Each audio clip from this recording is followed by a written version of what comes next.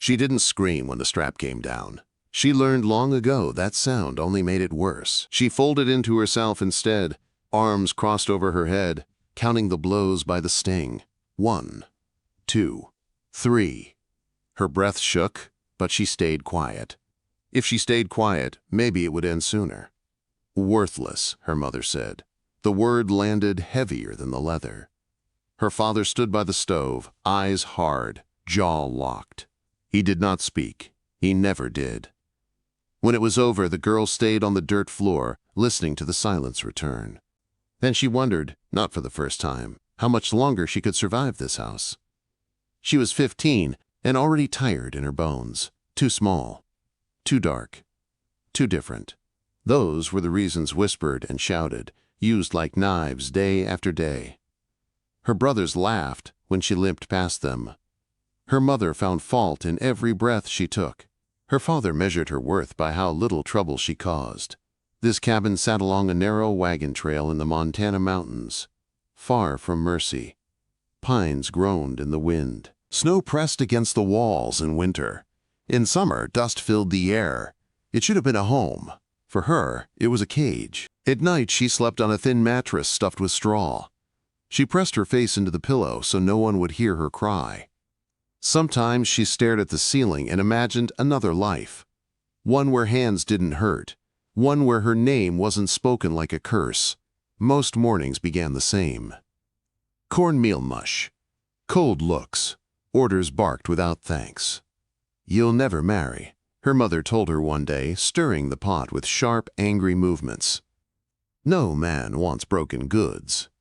The words sank in deep. They always did. Yet something inside her refused to die. It whispered when she fed the chickens at dawn.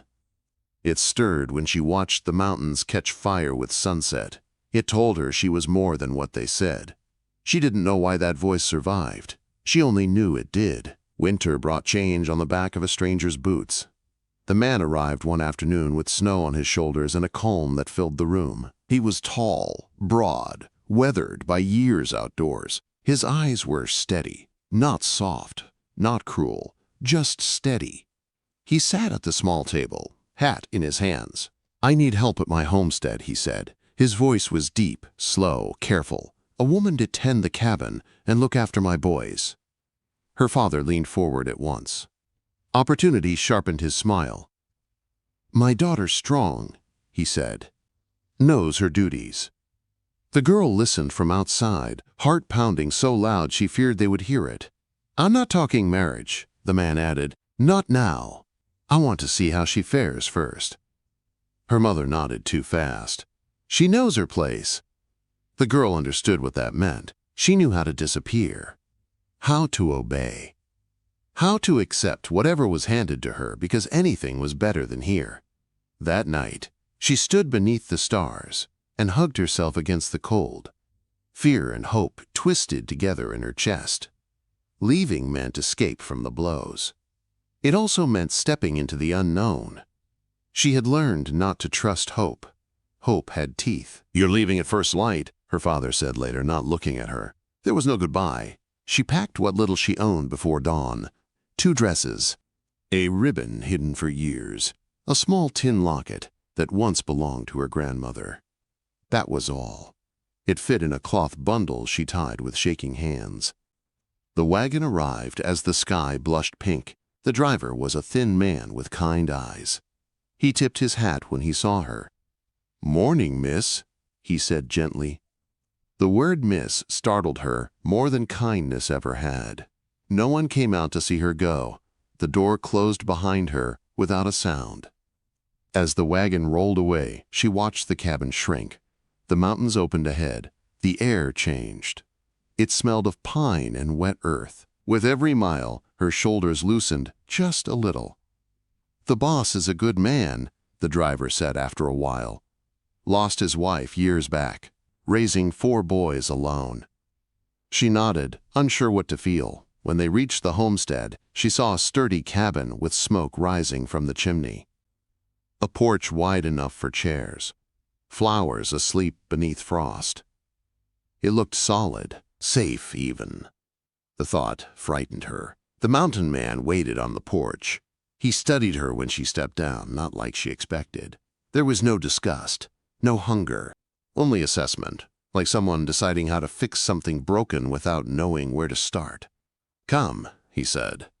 "I'll show you the place." Inside, warmth wrapped around her.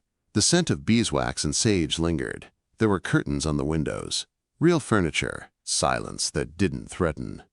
"This will be your room," he said, opening a door at the back. A bed, a quilt, a window looking out over trees. Her throat tightened.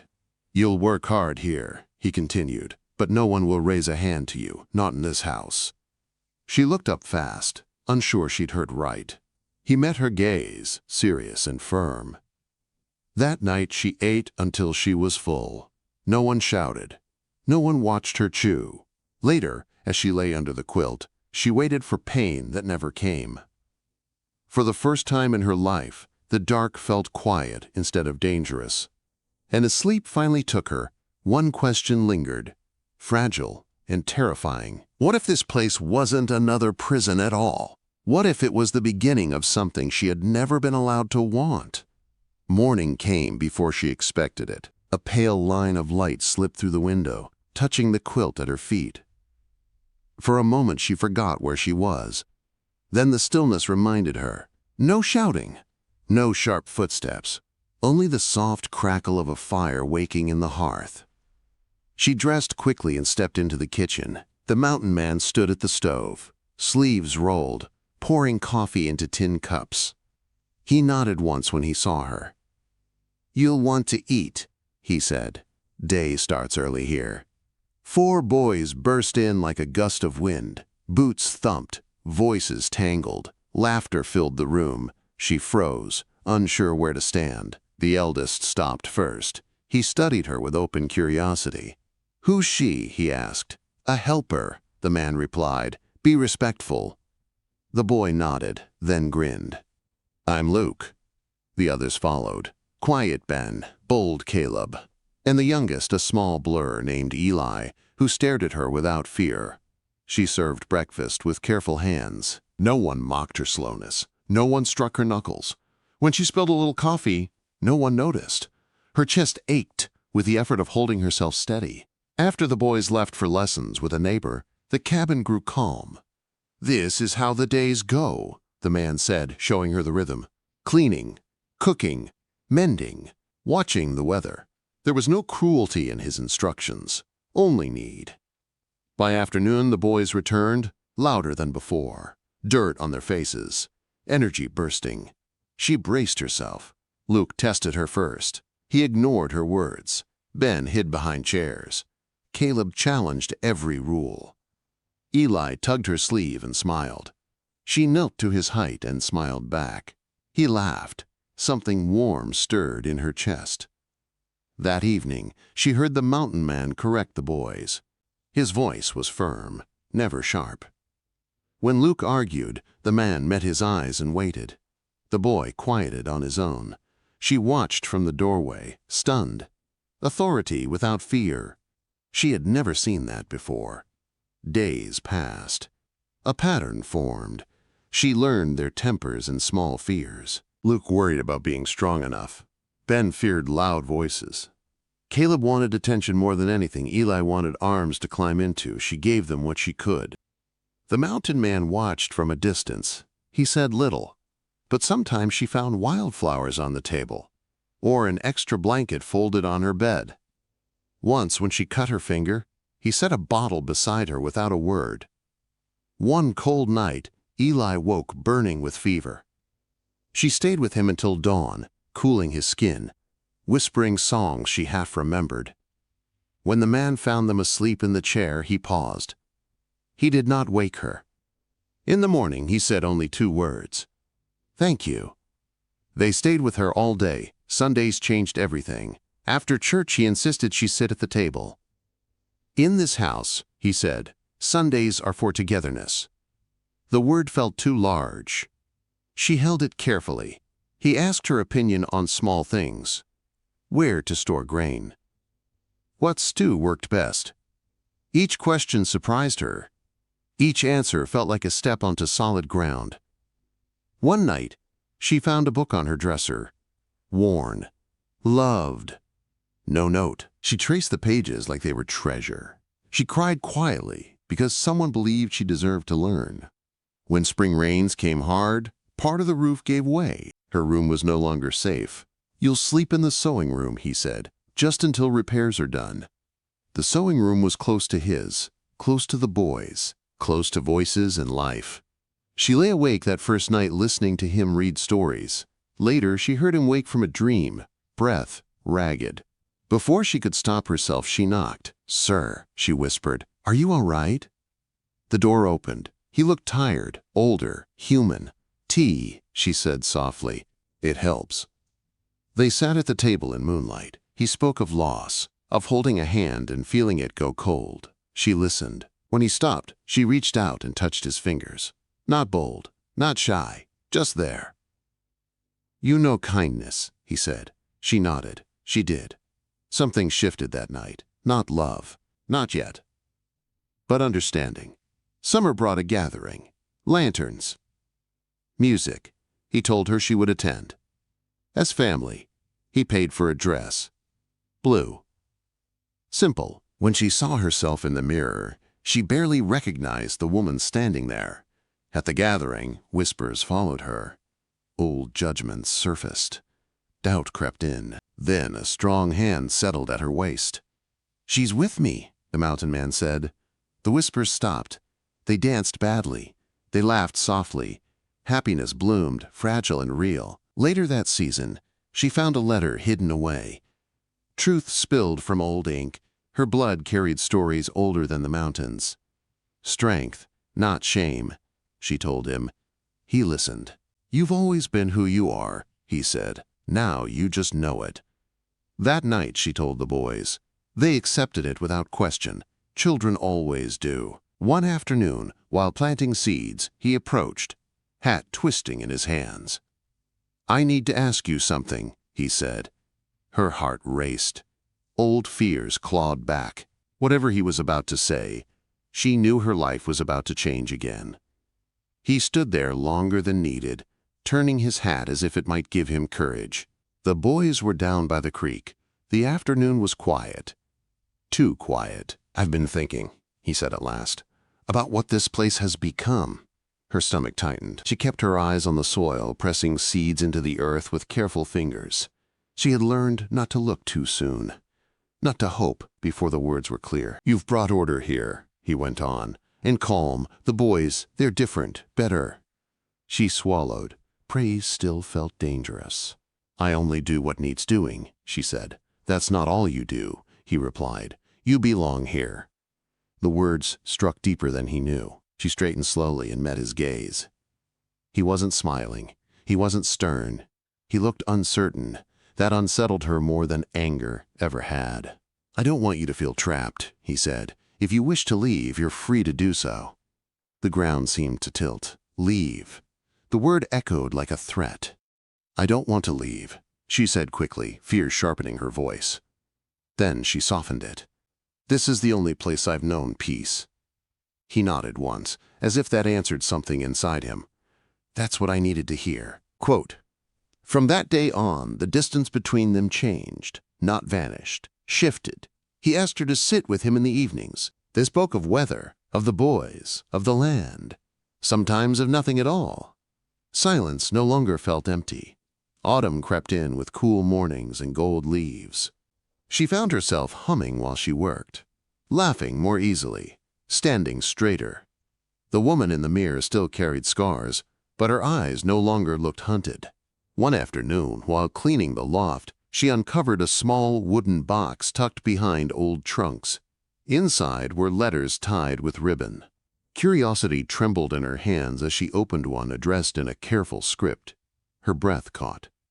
The words told a truth her mother had buried, of bloodlines older than this land's fences, of strength mistaken for shame, of a heritage stolen, then punished. She sat on the floor for a long time, letter pressed to her chest. Tears came, but they were different from before. These did not break her. They freed her. That evening she told him everything. He listened without interruption, When she finished, he stepped closer and rested his hands lightly on her shoulders. "It explains why you see the world the way you do," he said. "Why you endure." "Does it change how you see me?" she asked. "No," he said simply. "It confirms it." The boys took the news with wonder. Questions flew. Laughter followed. Acceptance came easy. Her heart swelled in ways she hadn't known were possible. Winter returned, fierce and bright. Snow sealed them in. Nights grew long. One evening, as the wind howled, he brought 2 cups of coffee to the porch. They sat wrapped in blankets, watching the moon ride high. "I never thought I'd feel whole again," he said quietly. "After my wife died, I thought that part of me was buried with her." She did not speak, she only listened. That was what she had learned to do well. "You didn't replace her," he continued. "You didn't try, you brought something new." Her heart beat hard. She feared the words forming on his lips. Spring came early that year. The valley bloomed fast. One golden afternoon he found her in the garden with dirt on her hands and sunlight in her hair. "I don't know how to say this cleanly," he began. "I'm not a man of poetry." She smiled, nervous. "You don't need to be." "I care for you," he said, deeply, "and I care for the boys' happiness, and I care for the life we've built." She waited, every muscle tight. "I want you to stay," he said, "as my wife, not because you need a place, but because I need you." The world seemed to hold its breath. "I'm not like her," she said softly. Old wounds stirred. "I'm not polished. I carry too much." He stepped closer, lifted her chin so she had to look at him. "You carry strength," he said, "and kindness born of survival. That is not too much. That is rare." Her voice trembled. "If I say yes," she said, "it's forever. I don't know how to leave halfway." A smile touched his mouth, gentle, certain. "Neither do I."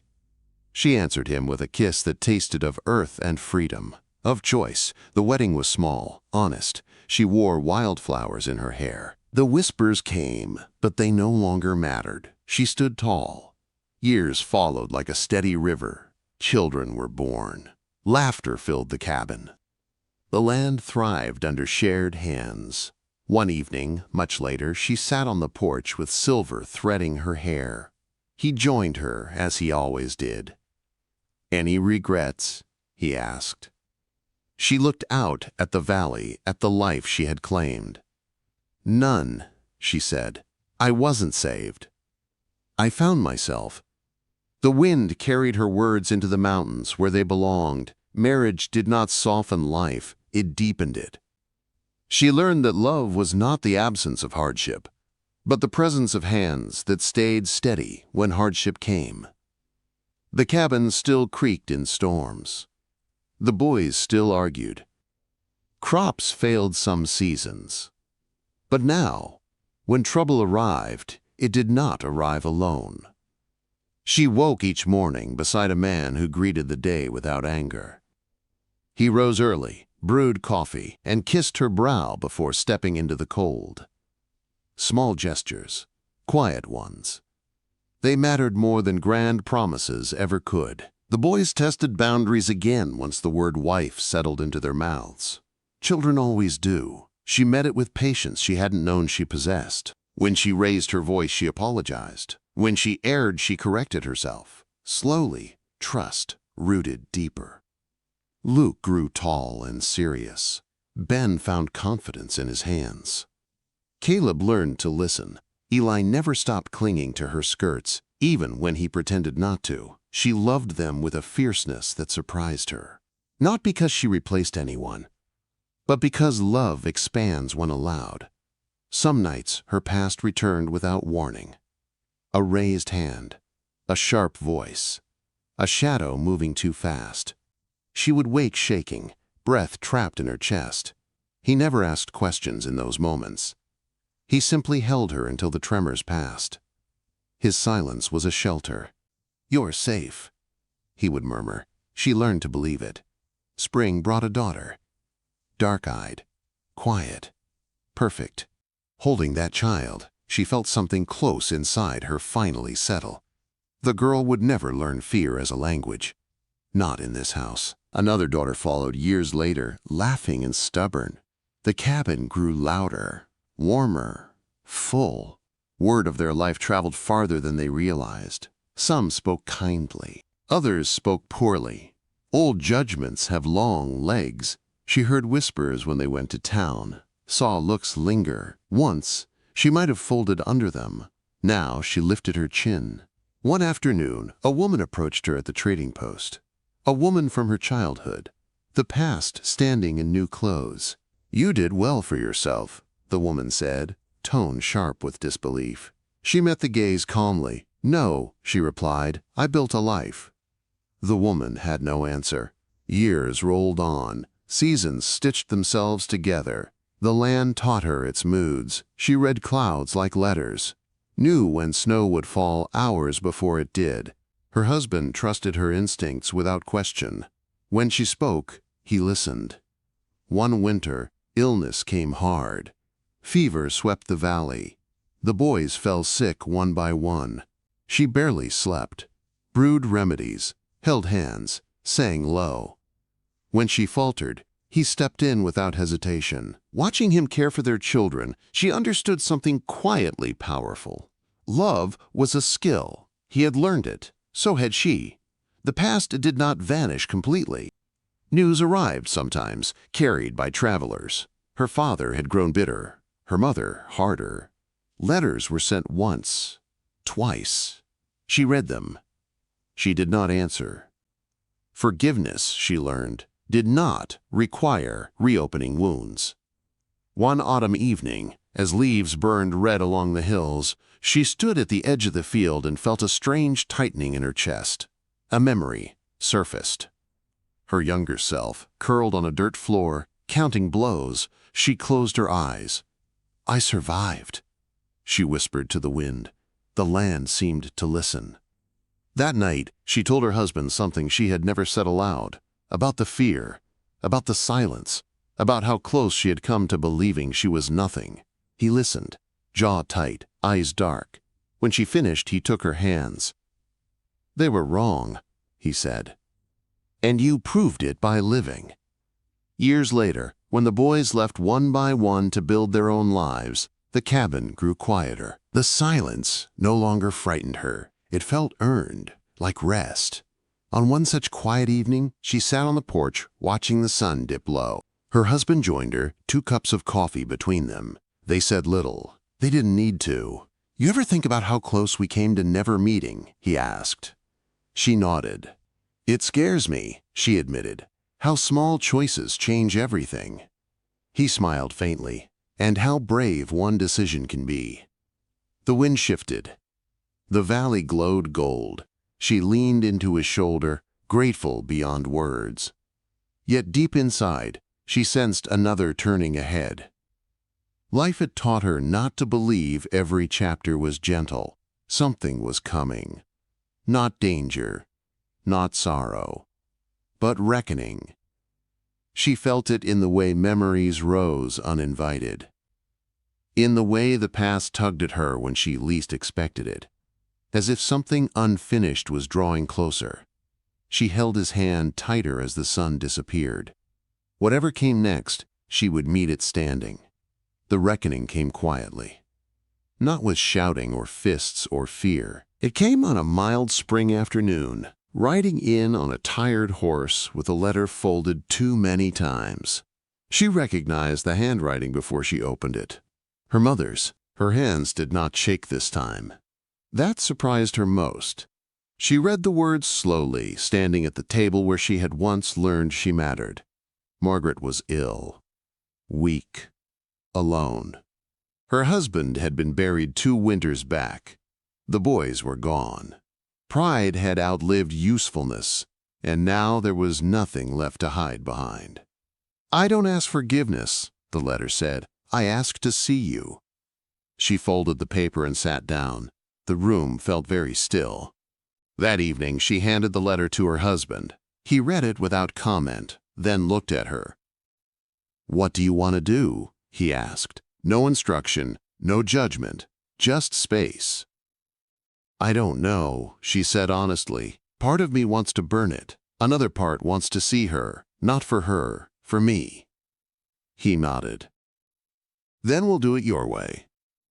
They rode out 2 days later. She insisted on going alone. He did not argue. He only pressed his forehead to hers before she left. Come back to me, he said. She followed the old road like a ghost retracing steps. The land felt smaller than she remembered. The cabin sagged under years of neglect. No smoke rose from the chimney. Her mother sat near the window, thin as shadow. The woman looked up slowly, eyes narrowing in recognition. You came, she said. Yes, she replied. That was all. They sat in silence. The years between them filled the room like dust. I was cruel, her mother said at last, not as an apology, as a statement. I saw in you what I feared in myself. She waited. She did not rush to comfort. That was not her job. I don't expect mercy, the older woman continued. I just needed to know if you survived. She met her gaze, steady, unafraid. I did more than survive, she said. I lived. Her mother closed her eyes. A tear slipped free. There were no embraces, no forgiveness spoken aloud. When she left, she felt lighter.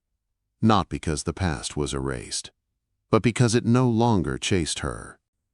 She returned home at dusk. Her husband was waiting on the porch. He stood when he saw her, relief plain on his face.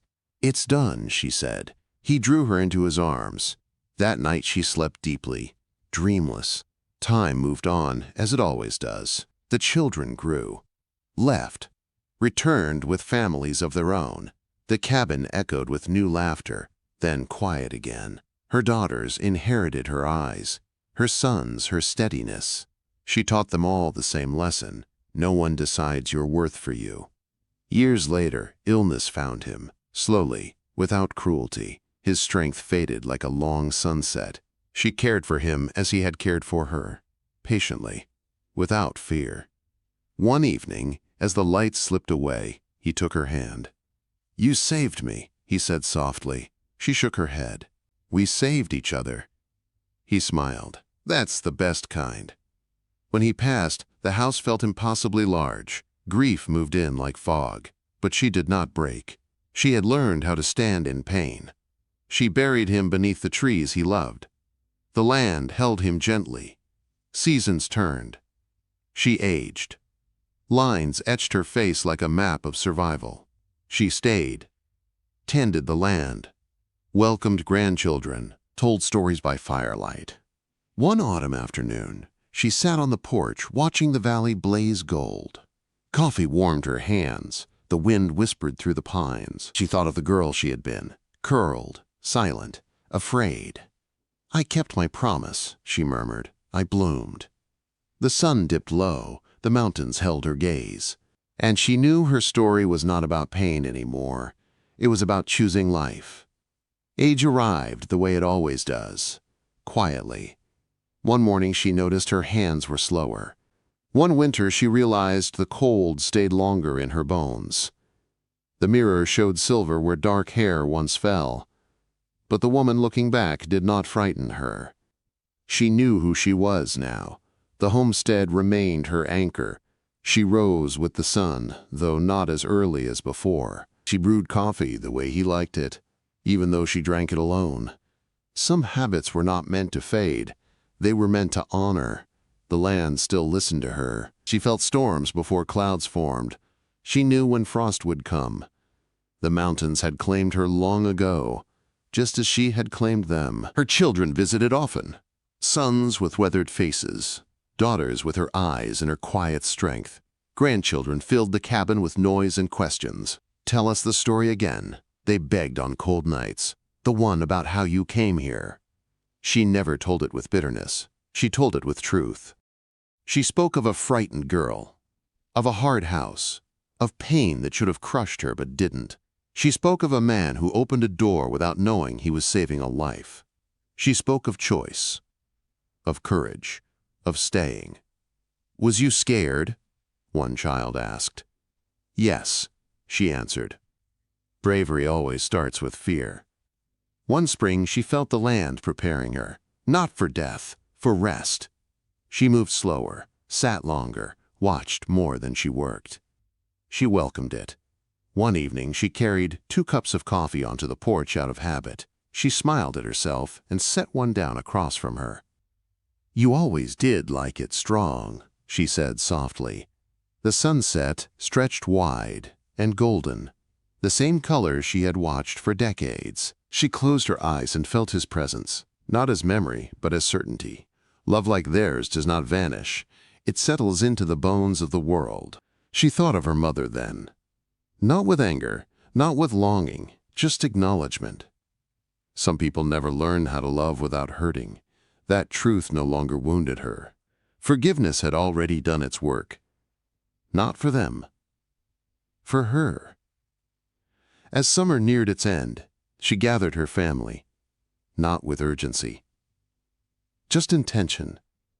"I want you to remember this place," she told them, not because it was easy, but because it was chosen. They nodded. They understood. One crisp morning, she walked to the edge of the field where wildflowers still grew. She knelt with effort and pressed her palm into the soil. "Thank you," she whispered. The land answered with silence, the good kind. That night, she slept deeply. Dreams came soft and bright. A cabin warm with laughter, a strong hand reaching for hers. A girl standing up from the floor and walking into light. When she did not wake the next morning, she was at peace. They buried her beside him, under the trees that had watched their lives unfold. The valley held them both. The mountains stood guard. Years later, travelers still spoke of that place, of the woman who came from nothing and built everything, of the love that lived there long after footsteps faded. And somewhere, in the quiet between wind and earth, her story continued, not as sorrow, but as proof. Proof that worth is not given, it is claimed. Proof that love does not rescue, it recognizes. Proof that sometimes all it takes to change a destiny is one decision: to leave, to stay, to believe. The mountains remember her, and they always will. If you felt this tale in your heart, don't forget to like, share, and subscribe to Archives of the Wild West, where every story rides through the dust, the danger, and the kind of love that never dies. See you in the next tale, partner.